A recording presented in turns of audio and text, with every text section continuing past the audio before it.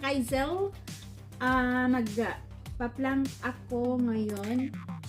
And this is day 16. Day 16. So ito yung mga aso din. Makikiplank din sila. Lalo na si Pina. Okay. Sana ako. Ang mga boto. Si Pina talaga.